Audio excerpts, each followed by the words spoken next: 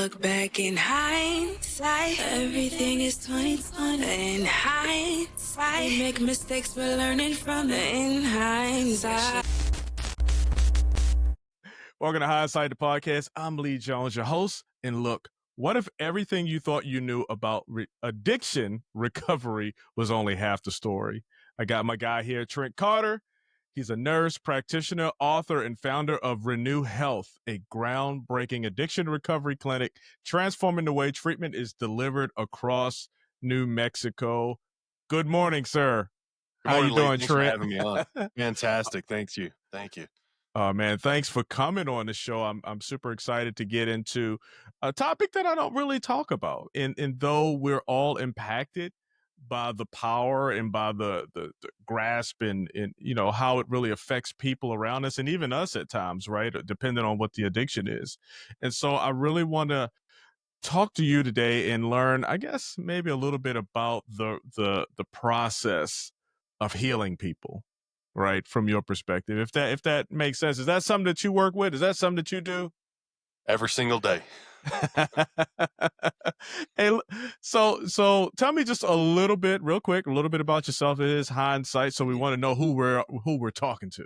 Of course, yeah. So my name's Trent Carter. I'm board certified nurse practitioner, board certified addiction medicine, blah, blah, blah. I'm founder, CEO of Renew Health here in New Mexico. And really that came from a lack of resources and a major need here in New Mexico. So statewide, New Mexico's underserved. Even in our bigger metro area, like the Albuquerque area, it's still considered underserved. And so I'm in the southern part of the state where it's very rural and there's just hardly anything at all. And so just recognizing that, and I decided, you know what, I can do this. I can help these folks out. And so I opened Renew Health about 4 years ago. We're going on 4 years at this point. And now we have multiple locations across the state, and we are statewide because of technology and telehealth. And so at this point, we've saved thousands of lives. I also recently published a book 3 weeks ago. It's called the Recovery Toolbelt, and it is for someone that's struggling with substance abuse. It's for a loved one where you've got somebody close to you that's struggling.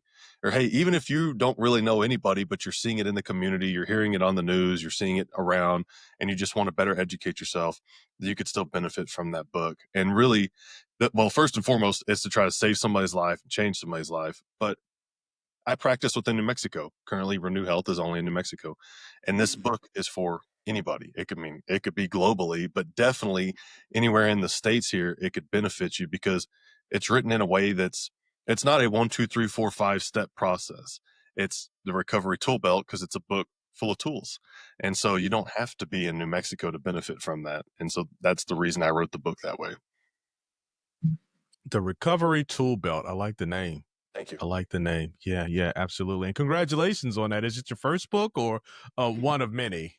Well, I hope it's one of many, but it's number 1 right now. So I'm a newly published author. Yeah, that's a major milestone. Congratulations on that one. I appreciate that. Yeah, no doubt. So most people, and I hate when I say that, right? Because I don't know the statistics on it, but a lot of people, I'm assuming, have no idea that structure, not just support, is often the missing ingredient in successful recovery. And when did you first realize that the system was broken, and how did that shape your own approach to treatment? Because you went out and started a whole a whole thing dedicated to treating people in New Mexico. So what triggered that? What brought that on as your mission, your calling? I'd say first and foremost, seeing the lack of resources here in New Mexico. So to back up just a little bit before that, I had some exposure to treating folks struggling with addiction, primarily opioid addiction, while I was in school. Whenever I was doing clinical rotations, just a little bit, not a whole lot, but I was instantly attracted to that individual, that clientele, that patient population, if you will, to see how quickly they could make a transformation, to see their lives change. I mean, almost overnight, right? It was such a drastic change of being at point A to point B, and then to see how appreciative they were, how motivated they could be. It was just really incredible to see. And so while at that point in time, I didn't know that's what I was going to go into specialty wise, I knew that I really liked treating these folks. And so, fast forward a year or two later, we're in New Mexico, and seeing that there is such a lack of resources, I was like, hey, I can do something about this. And then, you mentioned the structure. So if you can provide structure, if you can provide resources, if you can provide guidelines for someone, and look, I mean, I'm a nurse practitioner. Obviously, I can do the medical side of it. I can do the medication side of it, but it's so much more than that. That's just one tool. And this is something I actually go into in the book, The Recovery Toolbelt. But to provide that structure for someone, look, even if you're not talking about substance abuse, if you're talking about, hey, I want to become an entrepreneur, hey, I want to get back in shape, hey, I want to change this, I want to get this new skill set, I still think that that applies. Those principles apply to anywhere in life. Yeah. Yeah. So what are some of the principles? Can we talk a little bit about some of the principles that you identify in the book? Certainly, we certainly can, man. I don't know how much detail you want to go into here because No, just an overview because I want people to get a taste of it and then run out. Well, you ain't got to run out nowhere. You can just go online and Amazon. and get the book, right? So, what are some of Amazon's those going to be your principles? easiest. Yeah, so I will. Let me say that I kind of touched on it earlier, but Mhm. again, this is not a step by step process. And the Yeah. reason that I put it that way is because I did not want to exclude anyone. This book is meant to empower someone. And by providing them with a guideline that is step by step by step, I think that you would kick a lot of people out because if they can't follow it step by step, or if whatever that is doesn't quite apply to them, or okay, hey, I got to step 3 and then now I messed up and now I have to start over, and you kind of lose that steam or that momentum, right? So again, the Mhm. book is just full of tools, and if you can Yeah. get through the book and you get one tool out of it, I think it's a win. Or you could leave with, I don't know how many tools are in there, 20, 25, 30. There's a lot. So if you could leave with a handful of those, now all of a Yeah. sudden we can make true, impactful life changes. Well, Um, I'm about to say, well, let me change the question. Give me two tools that stand out to you. All 20 of them are probably magnificent, right? But give me two that really stand out that could help people who are listening right now today. sure. Well, we talked about structure already. We touched on that. And in chapter Yeah. 6, I specifically talk about daily routines and weekly routines and how important it is to plan that ahead of time. What's the quote? It's a failure to plan is a plan for failure. And I don't have that quote in the book, but I love that quote because it's true, right? It's Yeah. preparing ahead of time. And so having awareness of what's going on, getting a plan in place, and then taking action on it. And that leads me to another point right there, taking action. So anything that you get out of this book or anything you get out of this podcast or anything that you get out of, hey, if you did come into one of my clinics, if you don't implement it into real world, if you don't take action, if you don't put it into practice, you get nowhere with it, right? Yeah. And Yeah. so this quote is in the book. Knowledge is not power, knowledge is potential power. And I love that quote because just because you've got the knowledge, if you don't actually start to implement it, you're not getting anything out of that, right? And I would say it's even worse because now you do have this newfound knowledge, this newfound understanding or education, and then you don't go and implement it. So Right. again, taking action is very, very important. And that was a long-winded answer, but that is one of the tools that I talk about throughout the book for sure. One of my favorites would be chapter 4, medication assisted treatment. Look, I'm a huge proponent of using medication for this. Not that you can't do it without medication, but medication is going to make it quicker, easier, safer. We've got the science to prove it. I've got thousands of patients to prove it, tons of testimonials. And so I'm a huge proponent of that. Now, if you're someone that's completely against medication, I still think that the book would be for you. I'm not trying to push medication on you. I would just like to, maybe open your mind a little bit to what's possibly out there and available. Yeah. Yeah. Yeah. Hey, so all right, so you just opened it up and you're trying to fill a gap that was lacking or missing in New Mexico for this field.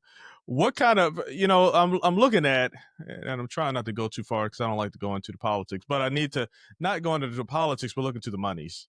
Right? Like, is this self-funding? Is this state-funded? Like, how does this work? And are some of the changes that we're seeing in the news like going to affect your facilities or your practice?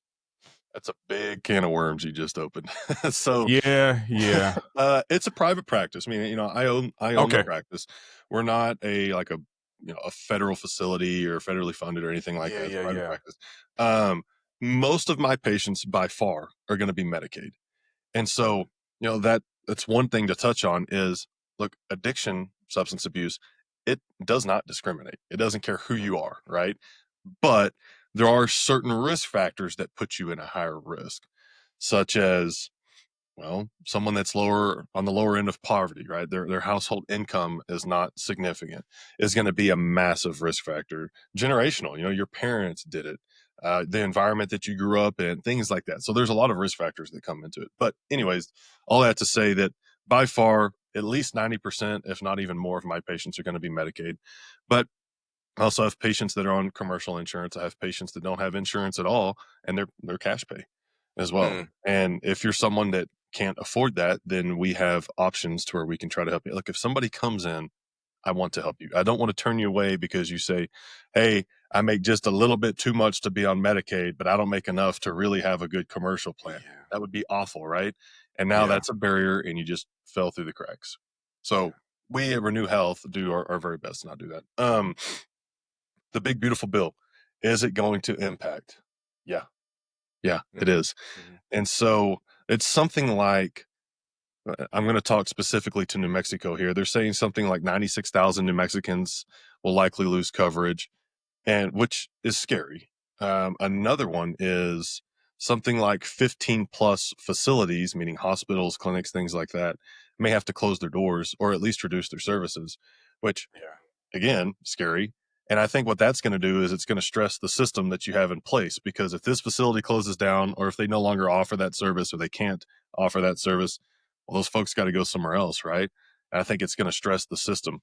And so, even though I specifically mentioned New Mexico because I know those numbers there, I think that that's going to be most everywhere that we see that. So, Mm.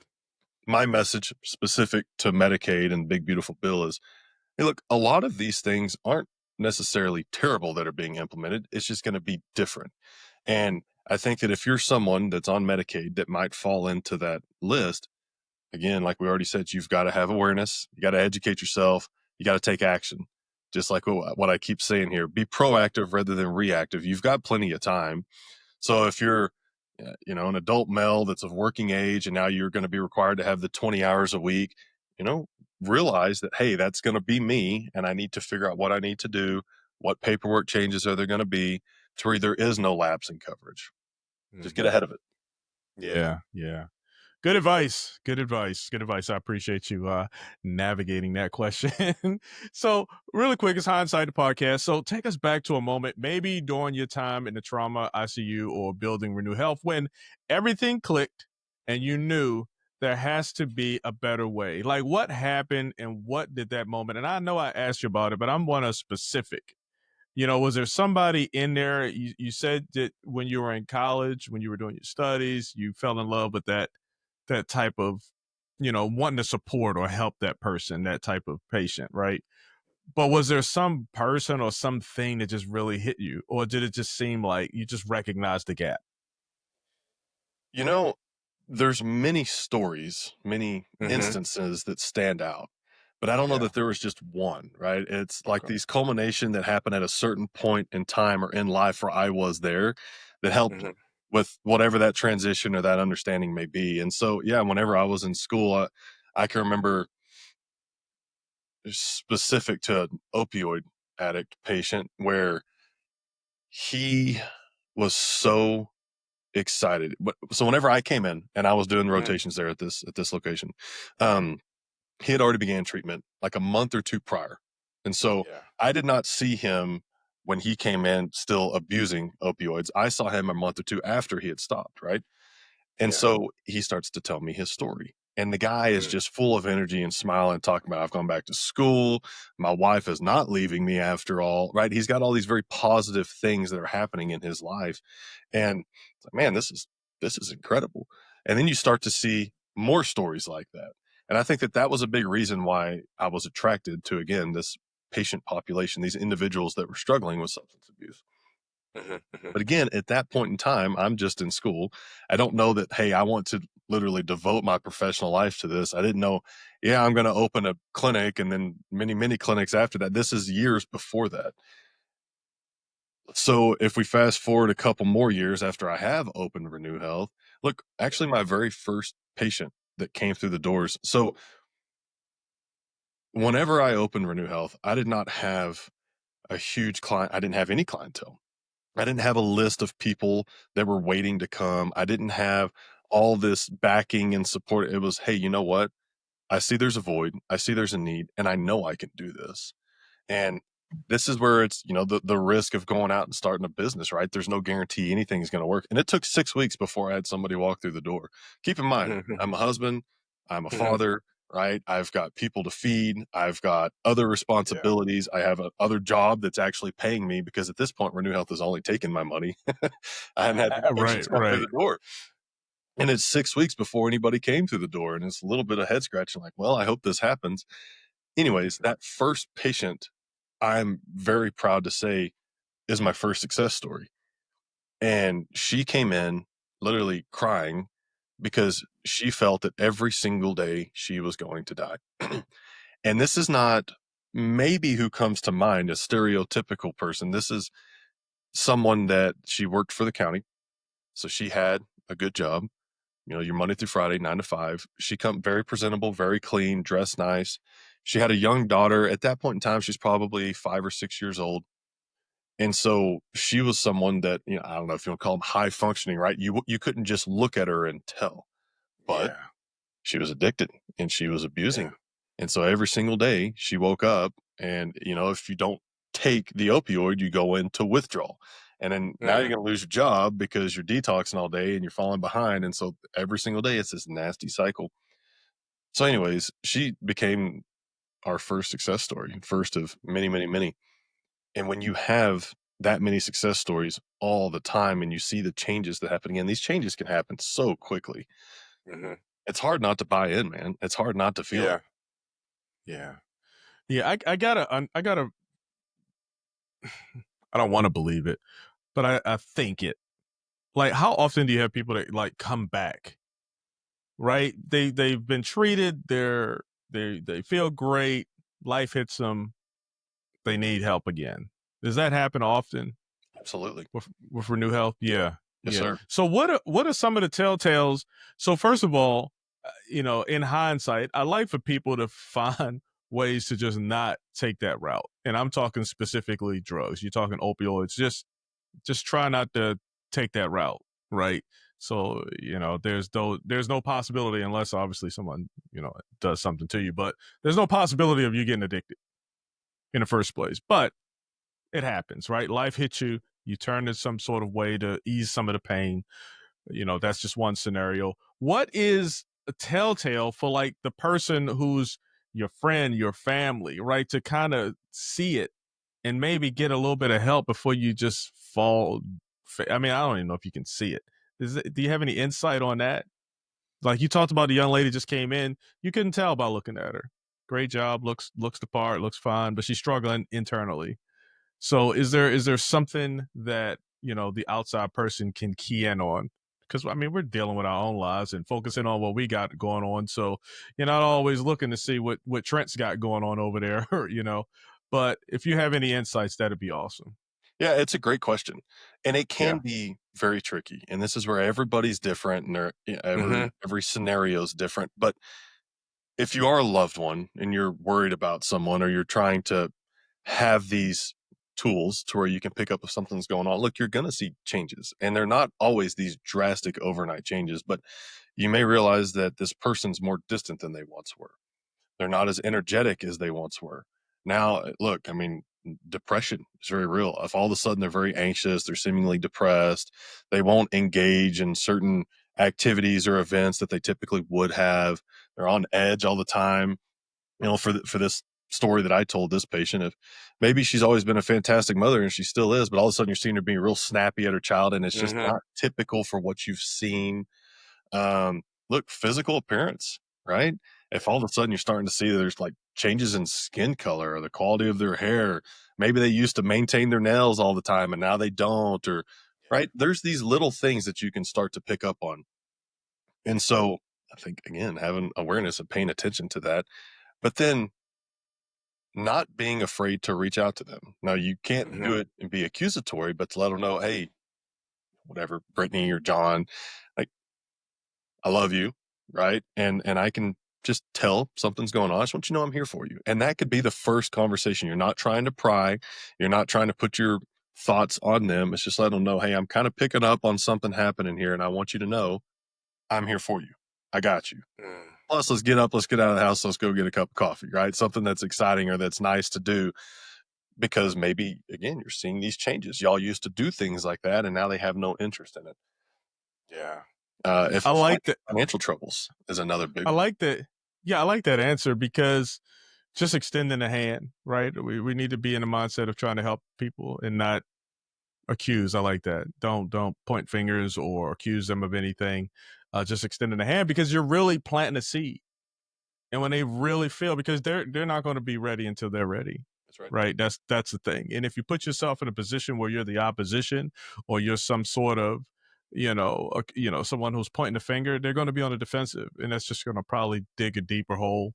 That's not a great analogy, but you know what I mean. You're exactly right. You will put them Yeah. on the defense. And so Yeah. let's take that same scenario, but a step further. You don't suspect someone might have something going on, but if you do know something's going on, but you want to reach out, you want to help, I think, again, educating yourself is going to be extremely important, because then you're going to have a better approach to that individual. You'll be able to have a more intelligent conversation with them. You'll know what resources may be available. Um, then whenever you do reach out, look, you've got to set those healthy boundaries, but still let them know that you're there for them. Like, if you reach out and you start to try to lecture, most people they're gonna flip that switch off. And even if they're Yeah. listening, they're not listening, right? They don't want to be Yeah. lectured. They just Yeah. want to know that you're there for them, that you're going to support them. Yeah. And I think the biggest thing from what I said is they're going to be ready when they're ready. You just got to present yourself as someone that's going to support, That's right. educate yourself. I love that. And then sometimes I guess you got to do an intervention. If it gets too bad, just be that rock, be that steady place for this person, so that they're willing to come to you and kind of bend your ear and seek help. So I love it. I love it. All right, I want to talk about those 6 weeks. Those 6 weeks when you went in and you opened up Renew Health and nobody came through the door, until that young lady came through. Like, what was your mentality during that period? You touched on it a little bit. Talked about your family. You had to provide food and so that. So, what was your mindset? Were you confident like the first couple days, and then week one goes by? Like, what did that look like to you? I love that you use the word mindset, because that's all it comes down to. And for the listeners here, that's for me, that's like forefront for anything you want to achieve is that mindset, right? It's the way that you interpret what's coming in. It's the way that someone spoke to you. It's anything. The way that your mindset sees that is the way that you're going to shape your world around you. So what was mine? Um, Look, I was gung ho on this thing. And while I Good. had some moments of like, gosh, when's this going to happen? I knew it was going to happen. I felt very confident in what I was doing. And so I'm working still. I am at the clinic, because if you're not there, then people can't come see you, right? So it's tough, because you Right. really want to be in 2 or 3 places at one time, but you can't. So these were long days. These were long days. And it was for sure 6 days a week, if not 7 days a week at this point, which again is stressful on my wife. It's tough on me. I'm not seeing my kids as much as I want to, but I viewed it as short-term sacrifice for this greater good that I was trying to do. Thankfully, there is a happy ending here. It's all paid off. And again, there's no guarantee going into it, but you don't know unless you try. And so I viewed it as, hey, look, if someone's not on the schedule right now, this is a great time that I can go out and do some outreach, and I can spread the word. I can be a sales rep for my own company here. And so I knew when someone's on the schedule, right? Because I looked at the schedule and nobody's there. And I did have a receptionist. So at this point, it's myself and one other person. So I would come into the clinic and I'm still putting furniture together, or I'm touching up paint on a wall. I'm doing all the little things that need to happen. Our EHR, electronic health record, the system that we use, I'm fine tuning little things on that and getting notes ready for when I do have a patient. So you can still be very proactive. Now, Right. while I wanted patients to come in, I knew, hey, there's still all these things that I can get done. They don't have to be done before I can treat and serve a patient, but this is a great time to get it done. And if I got it done or I just didn't want to do it then I'm out in the community. I'm talking to the mayor. I'm presenting at Rotary Club. I'm out handing out flyers at the coffee shop. I'm doing whatever I can to educate people, because if they don't know about you, they can't come to you. And so I just filled the time in with that. And then sure enough, we got a patient. And then slowly we got another patient, and then we got another patient. And keep in mind, we had no shows in the middle of it. You know, some would call and get on the schedule and then not show up. Dang it, you know? Of course. So nothing happened as fast or as quickly as I wanted it to or thought it was going to, but persistence. And the mindset, I just stayed very positive. I knew it was going to happen. I just knew it was going to, I was going to make it happen. And it did. I know that's right. All right. So gung ho, you're doing things to not necessarily pass the time, but it's things that need to get done anyway. So you're doing it while you're waiting. What was, and you had a successful ending, right? It all paid off in the end. But what was like one major challenge that you had in building Renew Health? You seem like it wasn't a challenge. It's like, I knew I had to do this. I got to go out and, do outreach anyway. I got to go and paint this wall anyway. What is something that you didn't foresee? Maybe that was a challenge for you. So there are so many challenges and ups and downs, because again, none of it's a guarantee, right? And even when things are going good, the world has a way of letting you know, hey, don't get too cocky here, because things can happen. So about a year and a half ago, give or take, there was a cyber attack. It was a nationwide cyber. It might have been larger than the nation. I don't recall. Cyber attack. And so we weren't getting paid. We weren't getting reimbursed. So I had done the work. I'd seen the patients, had billed their insurance, all clean, right? I mean, it's something that we should have gotten paid on, and it just wasn't happening because of this cyber attack. And so what happened on those companies? Well, the system got stressed and it started to stack up, and now they're behind, and it took months. That was very stressful, because not just for myself, but I've got to make payroll. I've got to pay these folks, right? That's That the are out biggest here, thing. that are working, that are doing their jobs. And I certainly don't want to start limiting hours or limiting services, because now I've got these patients that are counting on me and depending on me. And even if they're not a patient yet, but here in 2 weeks in the future, they're ready, right? They have that mindset that they're ready to make a change in their life. I want to be here for. See, that was a very stressful time for sure 2 months, if not 3 months, in which, now talking about it, it maybe doesn't sound like it was that long, but look, when you're in the middle of it and you're thinking, all right, this is coming up, and it's not just payroll that's due, it's the electric bill, it's It's all of that. Yeah. everything, the marketing that we're doing. Because again, if they don't know about you, they can't come to you. I'm huge on that. Omnipresence is the term that I like to use there. I want to be everywhere. That's a different topic for a different time. But hey, none of that stuff is free unless you're just out doing it yourself. Anyways, yeah, it's all coming due. It's all coming due. And there's only one person that's going to pay for it. It was me. And I'm like, whew, all right, let's figure this out. But you figure it out and you keep going. Yeah. And I tell you what, that's the key, having that mindset, right? I'm sure that was a horrible mental challenge, time. You understand that it's just a moment in time, right? We'll get this fixed. Probably had some days where you doubt it, right? Like, what's it going to look like? But you kept mentally, doubling down on figuring out the issue, and you came through in the end. So that's very important. The other thing I believe that's important is just having that community.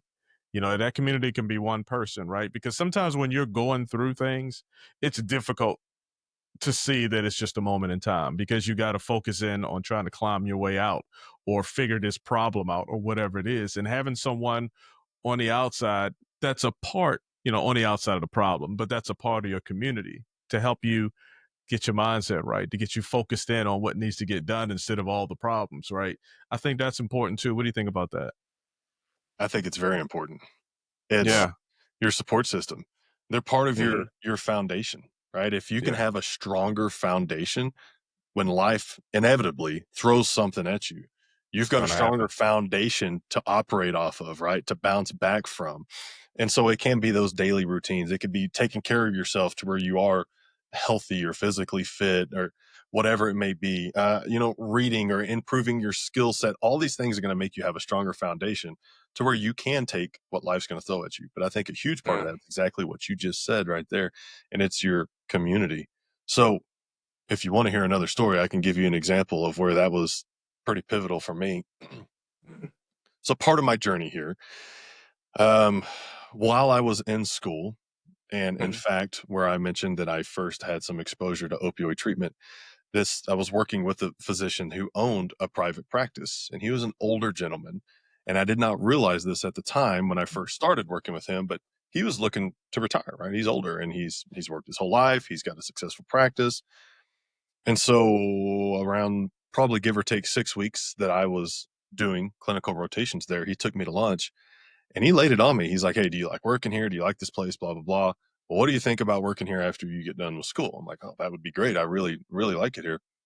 It's like, "Okay, so if things go well there, what do you think about taking over this place and it being yours?" I'm like, yeah, would love that." And so to make a long story short, we started rebranding. We literally, I was seeing all the patients so that way they would get used to me instead of him. And we begun rebranding everything for me. It was going to be my facility, which was really exciting. And right after I graduated, he flipped a switch and completely pulled the rug out and tried to treat me like a beat dog, man. He tried to force me into a situation that I was not comfortable with and said, "Absolutely not. There's no way I'm not going to do this." So Yeah. now I've graduated. I put all my eggs in one basket because I thought that I had this job that I was about to take over, and I didn't. And I felt bad for myself for a couple of days, right? What am I going to do? Again, I've got this family to feed. Now I don't, my resume is not even updated because I didn't have to because I thought I had this going. So anyways, a Yeah. couple of days goes by where I'm feeling lost and feeling sorry for myself. And a buddy of mine, so here's where that support system comes in, that community. A buddy of mine, we're talking, and I'm telling him the story. And, at first I'm telling the story and he's, "Oh man, that's messed up. I can't believe he would do that." And blah, blah, blah, which I also have a theory on why he did it. It's irrelevant. But, I'm talking to one of my very best friends. "I can't believe that happened." And then the conversation shifted to, "You get your ass up. You need to get back out there. You can't sit there and feel bad for yourself." He's like, "Man, it's like a shark. Always Yeah. has to be moving forward. Always. Yeah. And if they're Yeah. not, they're going to die." Yeah. And I didn't realize like how much that meant to me at that time. And I'm like, "Huh, okay, let's do this thing." And within a week, I had approached my wife and we talked about selling our house that we had newly built and moving to New Mexico. This was in Texas. Okay. The reason behind that is in the state of Texas, a nurse practitioner has to practice underneath a doctor. In the state of New Mexico, they do not. Actually, I think there's Okay. 32 states where nurse practitioners do not. You have full practice where you don't have to be attached to a doctor. So that's actually why we moved to New Mexico. And then 6 months later, I opened Renew Health. And so it's amazing how what seemed like a terrible situation at the time, it's like, "Oh, what am I going to do? How am I going to support blah, blah, blah?" Well, again, right? You pivot. We moved because I didn't want to be attached to a doctor. I'm like, "This is never going to happen again. I'm not doing that." And now Right. here we go. And my company's, well, way more successful than what his ever was at that point. And we're Right. helping so many people specifically for addiction. So I got that little bit of exposure for addiction treatment while I was with him. So I'm glad that it all happened.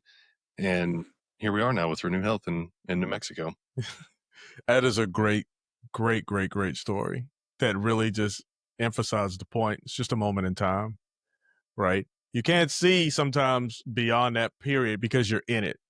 Then you had that friend. And I love what your friend did because he supported you, meaning, "Oh man, that's jacked up. That's messed up," initially. But he didn't stay there. You know what I mean? Nope. Some people just stay there. It just right in there, wallow with you, and it doesn't help you out. "Oh, he's wrong for that. He's this and he's that." He shifted it, the conversation to now motivate you to get your butt back in gear. That's right. You That's know the what I mean? who you want in your That life. is important. Yeah, Huh? that's who you want in your life. Like, "Hey, feel Exactly. bad for me for a second, but that's not gonna change this situation. I called you or we're having this conversation, you call me either way, but we're having this conversation because I think that you can maybe help me make that shift, whatever that is. I didn't call you just to feel bad for me. Thanks for it. You Yeah. gave me a few minutes of that. And it's all right. This is what we're gonna do. Right. This Yeah. is how we're gonna get through this. This is again, you got to take action. And so tough love, whatever you want to call it, however you want to look at it. But man, that's the people I That's want around it. me. That's the people I want around. They're Y- going to build me up. And I tell people, you know what? I have a lot of conversations where people come with different stuff. And, because they're in the middle of it and they ask my perspective. So I give them a perspective clear of whatever they're going through, right? Because things are simple. You're just going through something. It gets complicated a little bit, but it's still a simple situation overall. Now, things are crappy. Don't get me wrong. Things are horrible. Don't get me wrong. But the solutions are simple 9 times out of 10. So, barring these weren't one of those horrific type of scenarios, I will give them my perspective, not being in that situation. And I'll let them know, hey, I'm just going to give it to you how I see it, not where you're at. And the other thing, when I get done giving my advice or my perspective, then I tell them, hey, what I want you to remember is when I'm in the crap, I need you to do the same thing. I don't need you to come in here with me and coddle me. I need you to give me facts and truths. You know what I mean? And that's how my friendships go. We can play and have fun and do all that stuff all day, but when I know it's serious, when you know it's serious, it's time to be serious. It's time to be friends. And sometimes that message hurts. And it goes back to the addiction thing. Sometimes that message is going to hurt, right? So you build that trust up with them beforehand, before you're going through the storm, before you're addicted, all these things, right? It makes for an easier conversation. Someone that you trust, someone that you can believe in, who you know has your best interest at heart. So, yeah, Exactly right. Love it. great Great words. stories. Yeah. Yeah, I appreciate that. Now, look, if the listeners could take away just one thing that they didn't know before this episode, one truth that can help them transform their own lives or better support someone struggling, what would that be?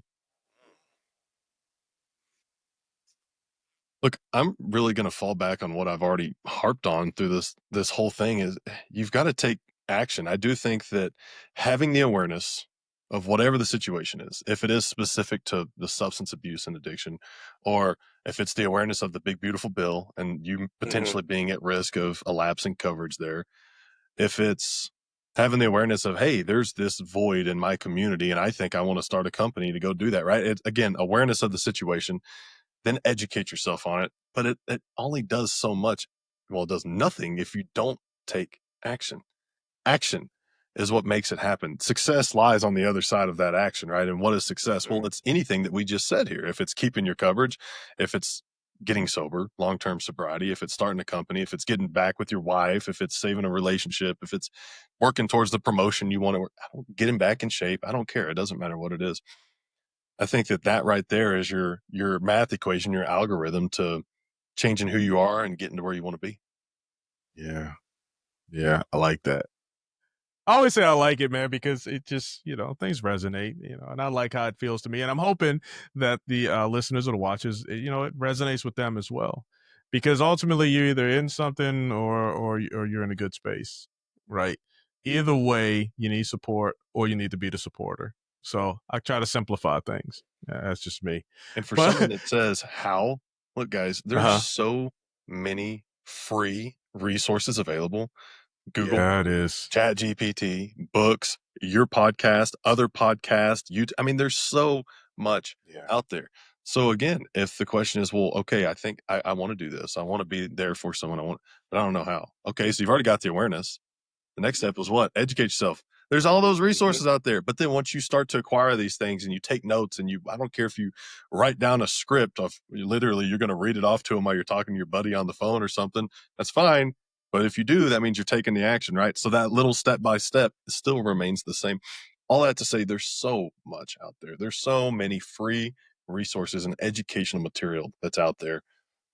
You can accomplish it. Every time you say this, and I'm just going to say it now, it makes me think of G.I. Joe. When they say knowing is half the battle. You know what I mean? You know now what you're going to do, that action that you're talking about. So I like that. All right. Is there anything that I didn't ask that you wish more people would talk about when it comes to addiction, recovery, or transformation just in general? Yeah. The stigma around it is de-stigmatizing addiction, substance abuse, even the mental health that's so commonly associated with it, but especially the substance abuse and addiction portion of it is one of my missions. If we can break that barrier, if we can have a better understanding, if we can just look, it's around, it's everywhere. So if we can just acknowledge that and accept it, I think that's truly when we'll see a change, meaning a massive shift in the landscape of folks that are overdosing, right? We're well over 100,000 a year. And how many folks, millions that are struggling with it. And I think that when we can, again, understand that and accept that, remove this barrier that is a stigma, is when we're really going to see changes.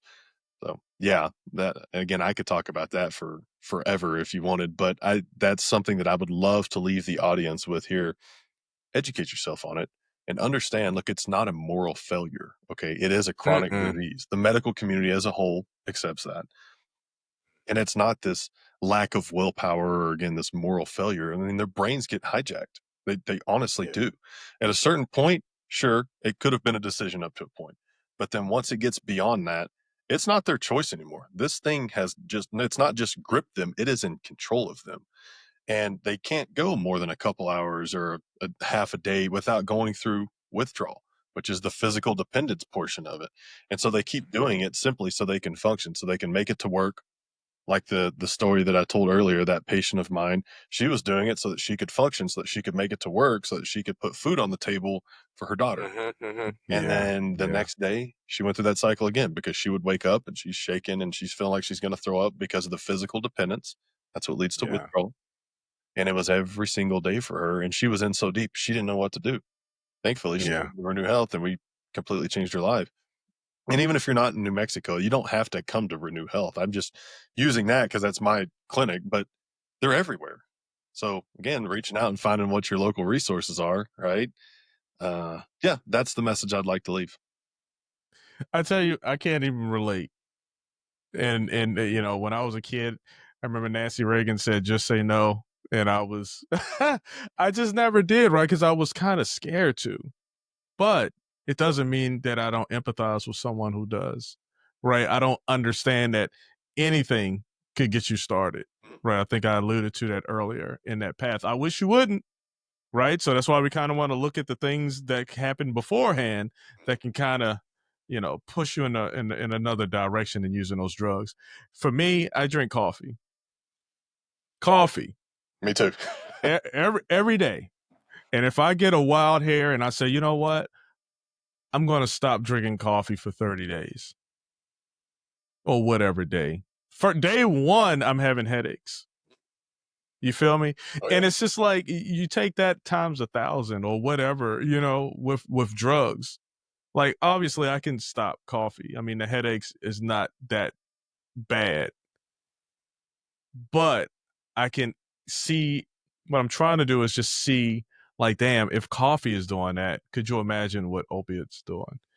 Could you imagine what some of these other drugs are doing? Where I know, at least I hear, that they're very addictive and they're very difficult to get off. Just me having a bad headache can stop me from being able to perform at work just because I didn't drink coffee. So my point is, one, Hindsight podcast, right? Make sure you do everything you can to just not get on drugs in the first place. But if you do, you got friends out there like Trent. You got facilities like Renew Health, you know, that can help you get on the path. And then for all of those others who are out there, family members going through it, you know, trying to support them, giving up because it's just not happening fast enough, just take a breath, take a deep, you know, take a step back, be that support as best you can. And sometimes you got to let them go because they're going to come back in their own time, right? But just make sure that you present yourself as that rock, that support. And I'll let you, this is my perspective, so I'll let you have the final words on that part. Beautiful words. You put it fantastic. Fantastic. Again, this stuff doesn't discriminate. You may not be someone that started out because you wanted to party or because you just wanted to escape, and that's why you found yourself down this path of using and abusing drugs. You could be someone that was prescribed it, right? I see that all the time too. And unfortunately, it grips you. And then it can get to a point where, you know, maybe the doctor or whoever prescribed it to you is like, ooh, okay, I don't know exactly how, I know why this happened, but I don't know exactly how to fix it. And then what happens? Well, you come to Renew Health and we get you taken care of anyways. Point is, you know, it's not always a conscious decision. Sometimes you're just taking that prescription that you get from your doctor, but this is where educating yourself, right, comes in. Like, hey, okay, I'm in pain. I know I need this stuff, but what other options do I have? Right. And then having those conversations with experts, Trent, take over. I am so scared. I hate because I hurt my back when I was over in Iraq, and I got this, you know, those pain med, and I'm so scared to take it just because I don't want to get addicted. You know what I mean? So I'll do everything I can just to not. And that's just because I'm uber sensitive, right? I have friends, so, I'm from Baltimore, so a lot of friends, went down that road. And it's not fun. It's not fun for anybody, for them, for you trying to support. So I was just scared. I was always just scared of it. I'm thankful that I am scared of it, right? But my point is, I'm scared of those medications. Like, I want to go down to the lowest. Like, give me some aspirin. Give me some I don't even like Motrin because Motrin mess your body up too. But if you take too much of it. But that's just me. But the point is, Trent does it. Some people's the pain from whatever they're experiencing is just overwhelming, and you need something, and that can trigger an addiction.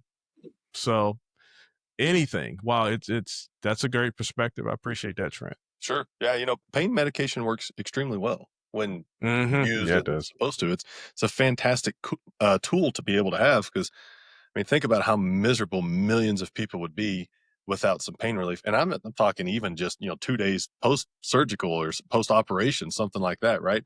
But the point is, a couple days, right? We don't continue to take it beyond the point at which we need. And so if you find yourself needing it more frequently or at higher doses, that's when it's like, hey, I need to have this conversation with my doctor or whoever's prescribing this because Yeah. I'm in pain. I need something to happen here, but there's other options than just opioids. And all we've talked about is opioids. I mean, there's alcohol, there's meth. I mean, there's so many things out there, but for the sake of this conversation, opioids. Anyways, yeah, what a fantastic conversation. Thank you so much. Thank you. I appreciate it. And look, how can the listeners stay connected with you? Your work at Renew Health and do you got a new podcast? Hadn't come out yet. Yeah, Beyond Limits. I'm going to Beyond Limits. I don't know when it's going to come out. Some relatively soon. You got to find time, I guess, and I just need to prioritize it. I've done a couple of podcasts and interviews, but not enough to get it out there yet. So, yeah, you can be on the lookout for that. Again, the Recovery Toolbelt. I truly believe, I mean, maybe I'm biased, I wrote it, but I truly believe it's going to save lives. It's going to change lives. It's a very easy read. There's not, as you can tell from listening here, I don't use a ton of medical jargon and really big words because nobody's going to listen to that. That's the book good. is not Yeah, written that's that way. good. Yeah, nobody's going to listen to that. So that's the way the book is too. It's a very, very simple read. There's a lot of patient stories, patient testimonials that are in there that back up what I'm saying. Everything that's in that book is proven, guys. If it's something that I haven't seen work repeatedly in real life and in practice, it did not make it to the book. Okay. But renewhealth.com is our website. Look, there's tons of information. We have a daily blog. Oftentimes we post twice a day. It's all credible sourced, all credible information. So if there's any questions on something that you may have related to this, go check that out. And then my personal is the Trent Carter. We have Instagram and Facebook and all the stuff. And I have a website as well with the personal blog there too. I like it. All right. You said the Trent Carter? Yeah, I hate it. Trent Carter wasn't available. No, because I remember trying to find an email, and this is when I was doing Gmail, right? So I was trying to find an email address, and Lee Jones obviously is not available. There's so many Lee Joneses in the world. So I put in there, this is Lee Jones at gmail.com. So it works out. So I like that. The Trent Carter. Man. Hey, hey, but thanks for the conversation. Look, this conversation it reminded me that real transformation doesn't come from wishful thinking. It comes from the right mindset, the right tools, and relentless action. And Trent, you didn't just reimagine addiction recovery, you rebuilt it from the inside out. Thank you for being a wonderful guest today. I really appreciate everything that you're doing out there. Thank you, first of all. Thank you. I was going to jump right into the listeners. For the listeners, if you're ready to push past your limits, apply these truths, and rethink what's possible, this conversation was for you. And be sure to subscribe and share this episode. Keep leaning into your own hindsight moments, and I will see you soon. Thank you so much, Trent Carter. The Trent Carter. I appreciate you, sir. Hey, thanks for joining me here on Hindsight, the podcast. I'm your host, Lee Jones. I hope you enjoyed this episode. I know I did. And while I have you here, why don't you take your mouse, go over and click on that subscribe button? No, not right there. Over to the right. No, down, right there. Boom. Thank you. Now, thank you for subscribing to Hindsight the podcast. I'm your host, Lee Jones.